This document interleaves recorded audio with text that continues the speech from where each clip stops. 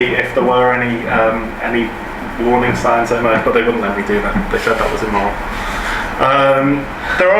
Although it hasn't been picked up, there isn't much academic research, scholarly research. There are some media commentators who've picked up on this issue, the issue that I'm driving at. Certain applicants, says Barbara Ellen in The Guardian, middle class in good focus, mostly private schools, are much more likely to be able to speak uni, by which I mean decode the foreign language of the university admissions process. Meanwhile, less supported candidates stagger around in what amounts to a game of blind man's buff, unused to the terminology, struggling with forms, writing personal statements unaided, and almost all the indicators I've looked at would support those intuitions. Possible intervention points.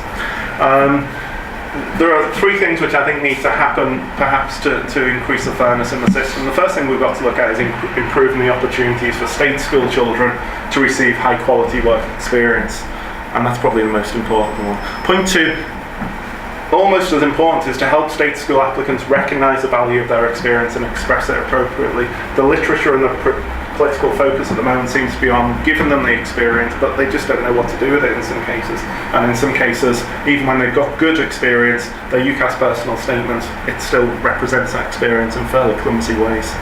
The third recommend that intervention point is maybe to revisit these non-academic indicators, such as a personal statement, to ensure that they don't favour educationally advantaged applicants in the same way that academic indicators do. Just to expand on those 3 points quickly, this was the graph I showed you before about the difference between jobs and experiences. So how do you use this to improve opportunities for state school children?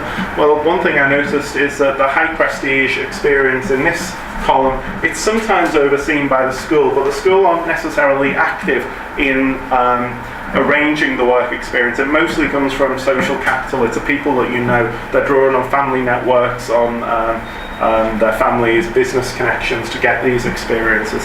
And that contrasts very sharply with these two, where the comprehensive school applicants and the sixth form college applicants are drawing almost exclusively on activities which were enabled by the school or enabled by the college. And that connects to the quote earlier from the head teacher that says, you know, we have to be their parents for them. And this is an obvious area for more attention and more investment. And it's a big difference between the experiences cited by the different groups of applicants.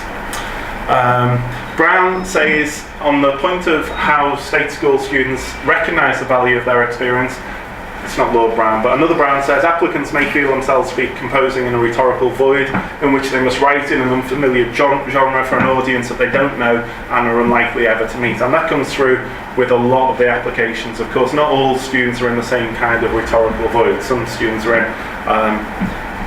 in a proper void, other students are in lesser of a void. And Diane Ray makes the point that the information received by low SES applicants is largely uninfluential or at times actively unhelpful.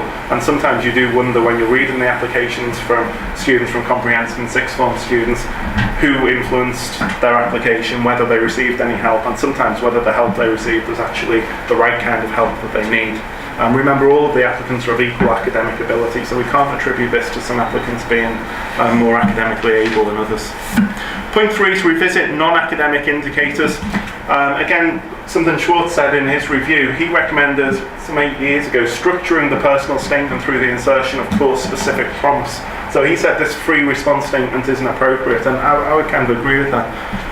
Consider replacing the free response statement with a series of character-limited fields.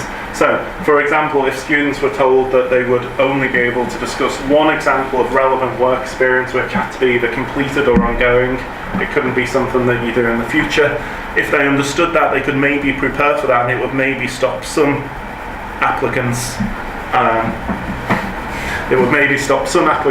from using a kind of scattergun approach when it comes to work experience and having maybe 10 or 12 different examples of work experience. And likewise, one key extracurricular activity would maybe level the playing field a little bit more. Directions for research, what I want to find out next. We need to find out how state school pupils approach, conceptualise and articulate their work experience. There's almost no research on this. Most of the research looks at the work experience itself rather than asks the state school pupils, what they think of it and how they perceive it, and I think there's a real need for more research in that area. We need to look at other non-academic indicators, for example the interview. What's the role of interviews for higher education, and do they actually increase fairness, or like the UCAS statement, might they actually decrease fairness in the process?